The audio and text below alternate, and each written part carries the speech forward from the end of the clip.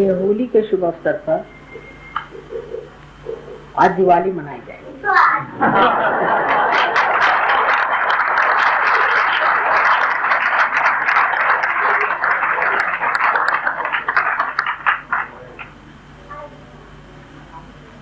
होली के दिन आप जानते हैं होलिका को जलाया गया, अग्नि का बड़ा भारी दान है, कार्य है, क्योंकि अग्नि देवता ने होलिका को वरदान दिया था कि किसी भी हालत में तुम जल नहीं सकते, और चाहे किसी भी तरह से मृत्यु आ जाए तो तुम जल नहीं सकते। और वरदान दे करके फिर बहुत पछता है, क्योंकि प्रहलाद को लेकर वो गोद में बैठे और अग्नि देवता के सामने प्रश्न पड़ा, धर्म का प्रश्न, कि मैंने इनको वचन दे दिया मैं तुमको जलाऊंगा नहीं, और इस वचन को मैं अब कैसे भंग करूं। और प्रहलाद तो स्वयं साक्षात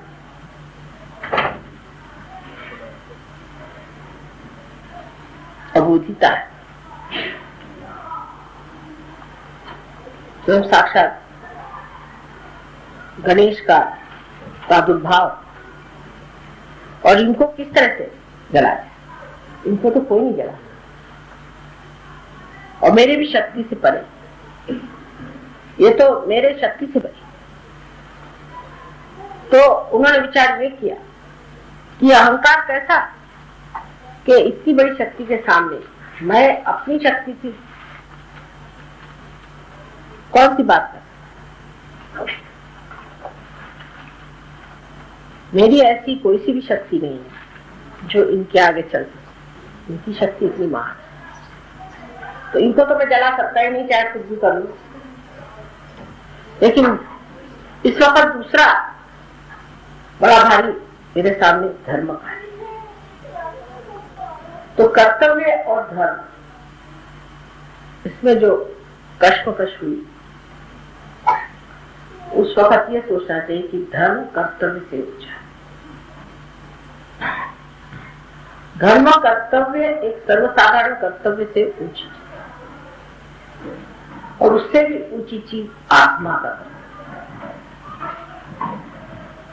यानी जो छोटा परिधि में बंधा हुआ निमित्त जो कुछ भी हमारा वलय है, गोल है, उससे जो ऊंचा गोल है, से जो ऊंचा वलय है, उसको करना अगर है तो इस छोटे को छोड़ना पड़े। और यही कृष्ण ने शिक्षा दी। कृष्ण ने कहा कि अगर आपको हित के लिए झूठ बोलना पड़े तो आप झूठ बोल, सच बोलने की बात ठीक है, लेकिन किसी ऊंची चीज के लिए नीची चीज को छोड़ना चाहिए। जैसे कि कोई आदमी अब अंदर आ जाए और किसी को मारना चाहता है, खून करना चाहता है, एक तो उसके अधिकार चेष्टा है, उससे आपने पूछा ये महाशय ऊपर है, तो आपने कहा कि हाँ है, मतलब सच कह दिया, सच कहना चाहिए, सच कह दिया, तो वो जाके उसको मार डाले। लेकिन उनकी जान बचाना ये बहुत ऊंची चीज, वो बहुत महत्वपूर्ण बड़ी चीज, उस बड़ी बात के लिए, बड़े ध्येय के लिए ये छोटे जो चीजें हैं इनको छोड़ना, यही कृष्ण ने अपने जीवन में आया। कृष्ण के जीवन को बहुत कम लोग समझ पाए, क्योंकि उस जमाने में धर्म की ये दशा हो गई थी कि लोग धर्म को बहुत ही ज्यादा गंभीरता पूर्वक, बहुत उसको सीरियस बना के सब ढूंढाचार्य बने कि धर्म बहुत सीरियस चीज है, इसमें आदमी को जो है बिल्कुल सीरियस ले सकता, क्योंकि कर्मकांड बढ़ गए। अब कर्मकांड करने में बड़ी आफत रहती है कि अगर आपने इधर से उधर दीप जला दिया तो भगवान जी रहा, इधर से उधर आपने अगर उद्बत्ती जला दी तो भगवान जी ना, अगर लेफ्ट हैंड से आपने कुछ कर दिया तो गया। इन सब बातों की वजह से लोगों में कंडीशनिंग हो गई और उस कंडीशनिंग की वजह से लोग बड़े गंभीरता पूर्वक धर्म करने लगे, इतने गंभीर हो गए कि उसका आह्लाद, उसका उल्लास सब खत्म। तो राधा जी की जो मेन शक्ति थी वो थी आह्लाद दायी, सबको आह्लाद देना, ये उनकी मेन शक्ति। और इसीलिए उन्होंने फिर होली का त्योहार, कृष्ण ने आकर के जितनी भी पूजाएं थी सबको बंद करके और कहा कि अब पूजा वूजा मत करो, तुम उस आत्मा की ओर बढ़ो, इसको तुम पाने, और छोटी छोटी चीजों में मत खो, शुद्ध चीजों में नहीं खोना, लेकिन ऊंची चीज के और अपनी दृष्टि लगाए। अब जो आदमी, मैं तो बड़ा झूठ कभी बोलता नहीं था, कभी कभी ऐसा आदमी ओवर स्पष्ट वक्ता भी हो जाता है और अहंकार में दूसरों को दुखाता है, या नहीं तो उसी में उसका जीवन सत्यानाश। सच भी क्यों बोलना, धर्म भी क्यों करना, कर्तव्य क्यों करना, क्योंकि आपको आत्मा होना है। और किसी भी चीज से आप इस तरह से बंधन में फंस जाए और उससे आपको सीरियसनेस आ जाए, आप बुढ़ा जाए, इसको बुढ़ाना है, उससे कोई फायदा नहीं। सो धर्म जो है वो आदमी को बिल्कुल पूरी तरह से एकदम जमा देता था, जैसे आइसक्रीम नहीं जम जाए ऐसे जमता। और शक्ति का संचार कैसे, उसका आनंद कैसे लोग उठा, तो उन्होंने रंग वगैरह खेलना शुरू। रंग भी सारे जो रंग है आप देखिए कि रंग भी देवी के रंग है, सातों चक्रों के रंग से रंग खेला जाता है। सारे चक्र के रंग ही अपने ऊपर उठा लो, खेलो, उल्लास, आह्लाद, आनंद, गंभीरता पूर्वक बैठने कौन सी जरूरत है। अगर आप परमात्मा को पाए तो खुश। वल्लभाचार्य के पास एक बार सुखदास जी गए और उनसे अपना रोना, बेचारे वो पार नहीं थे तो रोते रहते तो रोना शुरू करा। तो वल्लभाचार्य तो साक्षात श्री कृष्ण ही गए, अच्छा बताते, तो उनसे रहा नहीं गया। तो उन्होंने कहा काहे गिगियावत हो, समझ नहीं आया कि तुम्हें गिगियाते क्यों, इसके लिए गिगियाने के लिए और कहीं शब्द नहीं मिलेगा आपको। ये हर समय ये रोने की क्या जरूरत है, परमात्मा के प्रेम में आदमी आनंद विभोर हो जाता है। लेकिन ये अंदर से आने वाली एक आह्लाददायी शक्ति है जिससे होना चाहिए, न कि ये कि बहुत से लोग आजकल ढोलकी लेकर के और बजाते फिरते हरे रामा हरे कृष्णा उस तरह की चीज नहीं। ये उसकी कॉपी है, जो मैंने कल कहा कि रियलिटी और कॉन्सेप्ट में बहुत अंतर है। जो असलियत है उसमें आदमी विभोर होकर के खुश होता है, उसमें कोई अश्लीलता नहीं, कोई गंदगी नहीं है, उसमें कोई जानबूझ करके नाटककारी नहीं, अंदर ही से आदमी खुश होकर के आह्लाद और उल्लास महसूस करता है। और वही चीज जो है बाद में अनेक आघातों से भी दुखदायी हो गई। सब धर्मों में इसी प्रकार होते हैं। जैसे कि मुसलमानों में आपने देखा है कि वो लोग मारते हैं अपने, हाय हुसैन हम न हुए, सुना होगा। मैंने रोने वाला धर्म के धर्म में,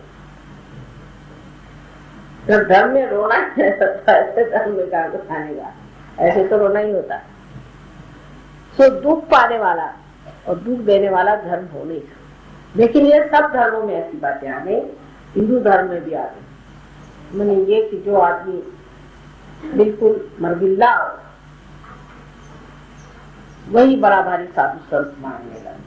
देखो मरगिल्ला होना चाहिए, उसकी हालत ये होनी चाहिए कि उसको एक उद्विग्नता होनी चाहिए और वो ऐसी दशा में होना चाहिए आधा पागल आधा अच्छा। कभी भी उठा डांस करना शुरू कर दिया या कभी रोने को बैठ गया, दुबला पतला हड्डियां उसके पिचका हुआ मुंह, 50 उसमें झुर्रियां पड़ी हुई, आंखें बिल्कुल बलक के जैसे बाहर, तंदुरुस्ती चौपट, और हर तरह की उसके दो तरह। ऐसा आदमी कभी भी धार्मिक नहीं, प्रसन्न,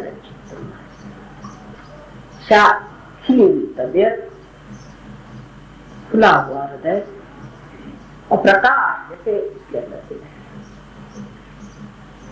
तो होली का दहन बाद, जैसे मैंने कल कहा, आज से यही तय कर ले कि अब होली जो है ये दिवाली हो जाएगी।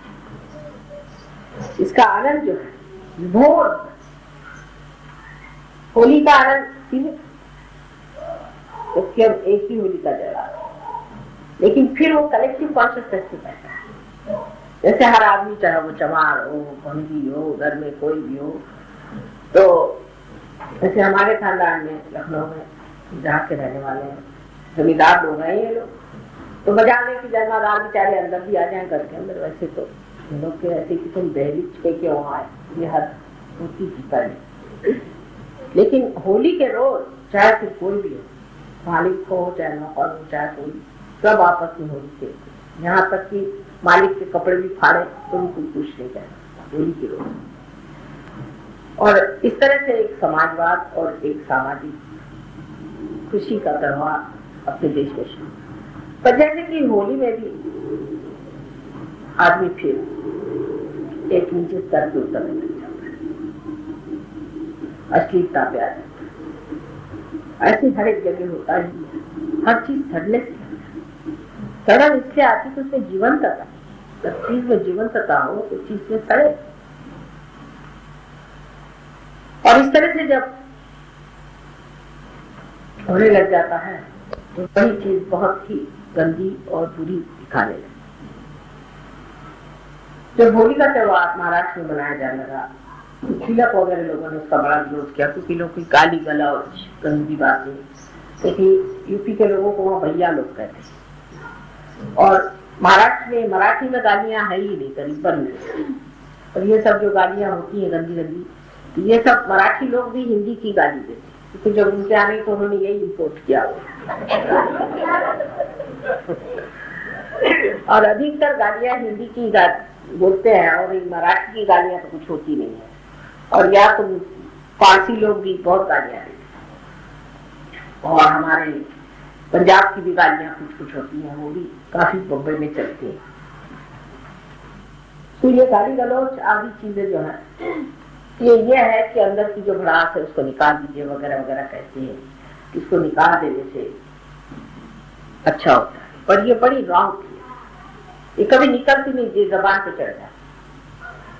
हमने देखा है कि हमारे हस्बैंड तो जमींदार फैमिली के हैं, सिवाय हमारे हस्बैंड छोड़ के वहाँ हर आदमी गाली के सिवा बात ही नहीं, मतलब बड़ों में भी उनको गाली देने में कुछ लगता नहीं, पक्ष से गाली देते। एक हमारे पति ऐसे हैं, वाकई में बस सुचारू विद्यार्थी, कभी भी उनके मुंह से मैंने गाली नहीं किसी की, आज तक कभी उन्होंने किसी को गाली देते मैंने सुना नहीं, विशेष बात। लेकिन उनके घर में अगर किसी बात करते वक्त एक दो गाली नहीं दी तो वो सोचते उन्होंने प्रेम ही नहीं जताया।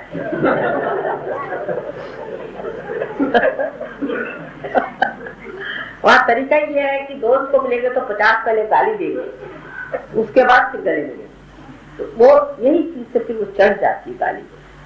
उसका नुकसान भी बहुत हो जाता है। ऐसी चीजें अगर चढ़ जाए जीभ पे तो जिह्वा में शक्ति नष्ट हो जाए। जिह्वा का आदर नहीं होने से आप जो बोलते हैं वही झूठ होगा। जो आदमी मुंह से गाली नहीं देता है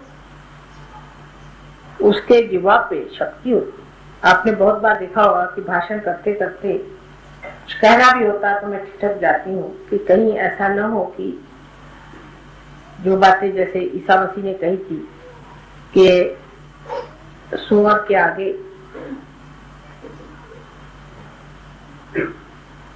मोती नहीं डालना चाहिए, लेकिन अंग्रेजी में सुअर शब्द जो है ये गाली है और बहुत बुरी गाली है, और मराठी में नहीं, पर तो भी थोड़ी सी है पर ज्यादा नहीं।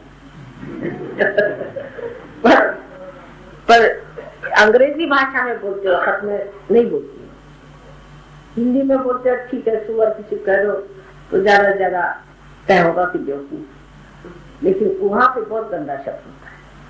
इस तरह से जहां जहां जिस तरह का व्यवहार है उसके की मर्यादा रखते हुए आदमी को रहना चाहिए, नहीं तो जीवा जो है नष्ट हो जाती है। जीवा की शक्ति जो सरस्वती की है वो नष्ट हो जाती है। इसलिए भाषण में भी इसको वाचालता कहते हैं। वो पूरा होता है, वाचालता के साथ भी अश्लीलता तो बहुत कुछ। तो एक हम लोग सुबोध घराने के हैं और सुबोध घराने के लोगों में एक तरह की सभ्यता, डिसेंसी होनी चाहिए, और उस सभ्यता को लेकर के हम लोग गाली गलौज से बात नहीं करते। और इसलिए कहते हैं कि होली में कुछ न कुछ गाली देनी चाहिए। घर में भी तो आपने होली मनाई, और इस तरह से घर में लोग भंग भी पीते हैं। अब बहुतों ने कहा एक दिन भंग पीने में क्या आते हैं, कोई हर्ज तो है, ऐसी कोई हर्ज नहीं है। एक दिन भंग पी ले तो कोई भंगेड़ू नहीं हो जाते, पर अगर आप हमें भंग पीने को कहिए तो हम तो नहीं पी लेंगे, क्योंकि वजह यह है कि हम तो पहले ही पिए हुए हैं, हमें कोई जरूरत नहीं।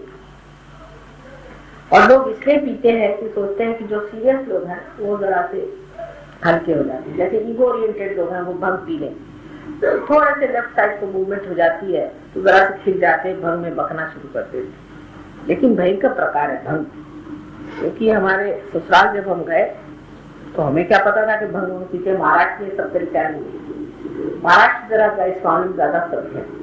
औरतें तो बिल्कुल भंग का नाम ही नहीं, उनको अच्छा ही नहीं लगती सब चीजें। तो घर में गए तो आपको क्या पता था, सब भंग पिए बैठे। उनका खाना खाइए, हमने कहा नहीं चलो खाना खाने बैठे तो इतनी बड़ी थाली में हम कार्यक्रम में जैसा तरीका था बड़ी थाली में बैठ के खाना शुरू किया। अब मैं तो जितना खाती आप जानती ही है, चलो उस दिन त्योहार का थोड़ा ज्यादा ही खा ले। अब वो खाते चली गई, खाते चली, हम सब क्या हो रहा है कुछ समझ और हंसते जाओ खाते जाओ। तो हमारी जिठानी जी विधवा थी, तो विधवा लोग नहीं भंग, विधवाओं के लिए सब माना। हमने कहा जी इनको क्या हो दीदी, तो वो समझते जाए और खाते जाओ हंसते जाओ, फिर कुछ समझ भी नहीं आया क्या हो रहा है। तो उसके बाद उन्होंने बताया कि ये लोग सब भंग पिए हुए हैं। तो मैं वैसे उठी थाली पर से नमस्कार करके और हाथ धोया और अपने अटैची उठ के मैं ट्रेन में बैठा, किसी के पैर भी नहीं छुए। हमारे यहाँ पैर छूने के बाद कुछ नहीं, किसी कहा नहीं चलती। तुमने कहा कहाँ गई, तो लखनऊ में उन्होंने खबर भेजी भाई कहाँ चली गई दूल्हे। तो हमने कहा सब भंग पिए हुए थे, इन लोगों से क्या बात हम कर, तो अब चले आने का सबको भंग ही पी लें। तो बात यह है कि भंग वंग पीने की सहयोग में कोई जरूरत नहीं, जब चाहे तब मन में ही भंग पी ली। भंग का जो उपयोग है लेफ्ट साइड में जाने का, वो हम लोग ऐसे ही करते। मतलब ये कि कोई अगर आदमी बड़ा इगोरिएंटेड है, बहुत ड्राई है, शुष्क है, गंभीर है, तो उसके लिए सहयोग में पूर्ण व्यवस्था है कि वो अपने आज्ञा चक्र को ठीक कर ले। आज्ञा चक्र को अगर वो इसी तरह से खुलवा ले, अपनी आज्ञा चक्र को ठीक कर ले, तो वो लेफ्ट साइड में काफी है। निद्रा के समय अगर आज्ञा चक्र को घुमा करके सो जाए तो अच्छे से निद्रा। और अगर उसको फिर भंग की दशा से निकलना है तो फिर आज्ञा चक्र को कस ले, तो फिर राइट साइड था। तो जब अपने ही हाथ में सारी चीज पड़ी हुई है, जब हमारी सारी ही शक्ति हमारे अंदर समाई हुई है, और जब उसका पूरा ही ज्ञान हमको मालूम है कि कौन सा चीज किस वक्त घुमाने का, तो इन बाहर की चीजों का अवलंबन करने की जरूरत है। तो उस वक्त में भंग हो सकता है जस्टिफाइड थी शायद कृष्ण के जमाने में, लेकिन कृष्ण भी पीते नहीं होते, खाते हैं शायद, पता नहीं क्या करना चाहिए। तो उन्होंने ये किया, लेकिन बाकी लोगों को जरूरत पड़ी, क्योंकि जो सीरियस लोग थे उनको जरूरत थी कि भंग पिए, जिससे क्योंकि मिस आइडेंटिफिकेशन है, हम राजा साहब हैं, हम महारानी साहब हैं, हम घर के मालिक हैं, हम फलाने हैं, हम कैसे मेहतर से मिले। मेहतर तो घर की झाड़ू लगा, तो उसके लिए ये कि पहले तुम भंग पियो तो मेहतर और तुम एक हो जाओ। भूल ही जाओ कि तुम मेहतर और वो राजा, इसलिए भंग पिला देते थे कि तुम्हें होश ही न रहे कि तुम कौन हो, क्योंकि इससे आइडेंटिफिकेशन बने हुए हैं कि हम फलाने हैं, हम डिगाने। भंग पीजिए तो सब एक हो। अब इसी का उल्टा हिस्सा ऐसा है कि जब कबीरदास जी ने कहा कि सूरती जब चढ़ती है तब सब एक जात हो, तो उन्होंने सोचा कि जब तंबाकू आदमी खाता है तो वो भी एक जात हो जाते, तो उन्होंने तंबाकू का नाम सुर्ती रख दिया। जब हिसाब नहीं लगा था कि उनका तंबाकू सुर्ती हुई, क्योंकि तंबाकू जब खाते हैं, जब जिसको तंबाकू तलक होती है, तो वो चाहे राजा हो, उस वक्त में अगर कोई गरीब भी बैठा हो तो भी उससे कहा तंबाकू तो दो थोड़ी, वो मांग लेता है। इसलिए उनका ये तंबाकू चीज सुख की हो सकती है क्योंकि इसमें राजा रंग नहीं रह जाता। ये इंसान की खासियत है, इसको कहा जाके मिलाएगा ये हो ही जाए।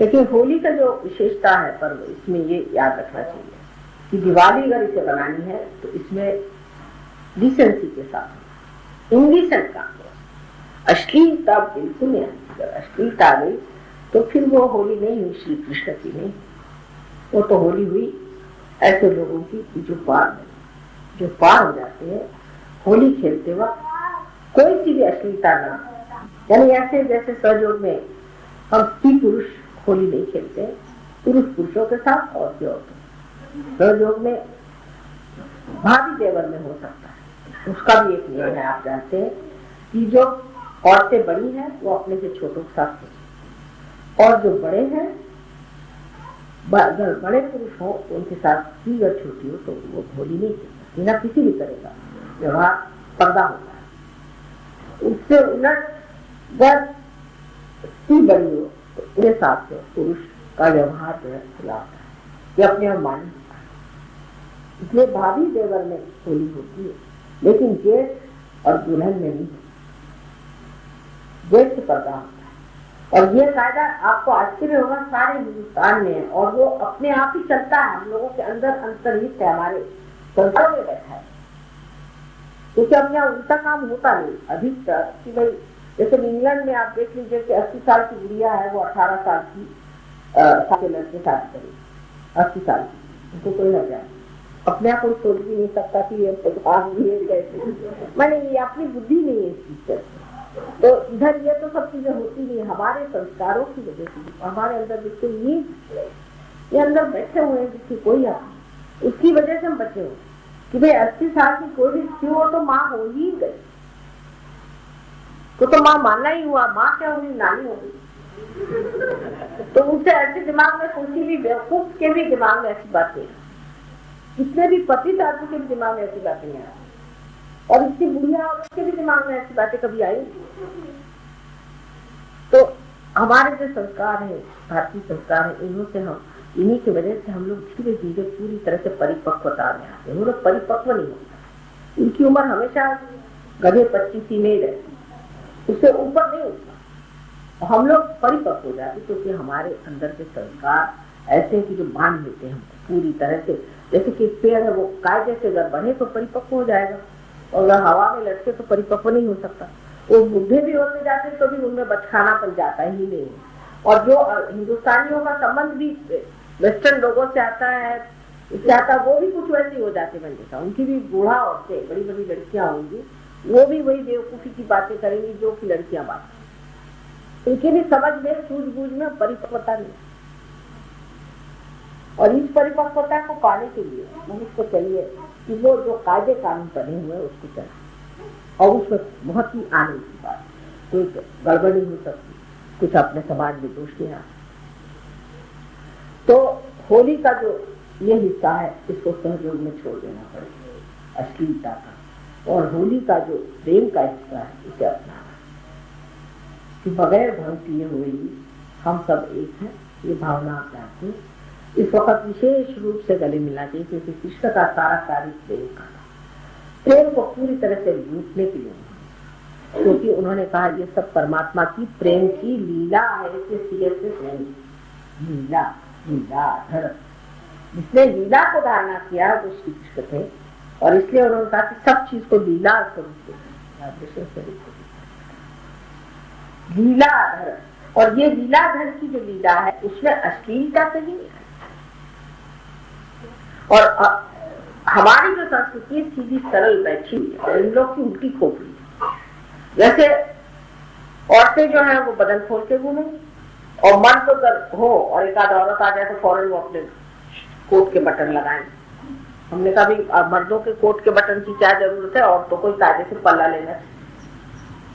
पर इनकी सभी संस्कृति उल्टी पुल्टी बैठी हुई, और वो कुछ बैठी गई है, वो जमेगी, धीरे धीरे सहयोग में आने से वो लोग जम रहे हैं।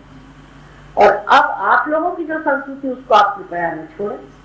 सहयोग के लिए बहुत महान चीज है कि आप हिंदुस्तानी भी हैं और आपके पास संस्कृति की बड़ी भारी एक धरोहर वस्तु है, उसको आप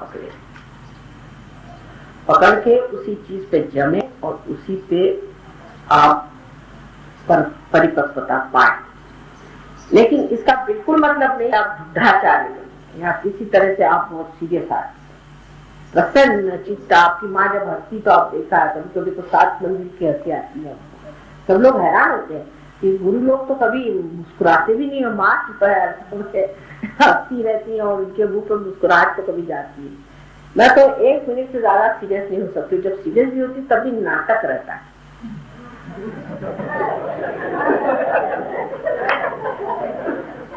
और बहुत से लोग इस बात को जान गए, इसलिए वो भी नहीं सीरियसली लेते, ये गलत बात। तो कृष्ण ने ये चाहा कि जो कुछ भी गलत सलत हो गया है राम के जीवन की वजह से, राम का जीवन बहुत आदर्श, बहुत ऊंचा, बहुत गंभीर, तो उन्होंने देखा कि अब ये सब लोग राम बने जा रहे, तो उन्होंने ऐसी बात नहीं, वो तो राम का कार्य राम करके चले गए, अब तो लीला का समय, लीलामय करना चाहिए। और इसीलिए उन्होंने सारे संसार को लीला का एक पाठ पढ़ा। और लीला का कभी भी अर्थ अश्लीलता या अपने मर्यादाओं से गिरना, अपनी परंपराओं से उतरना, या अपनी जो प्राचीन धारणाएं बहुत सुंदर अभी तक बनी हुई उनको छोड़ना, ये नहीं।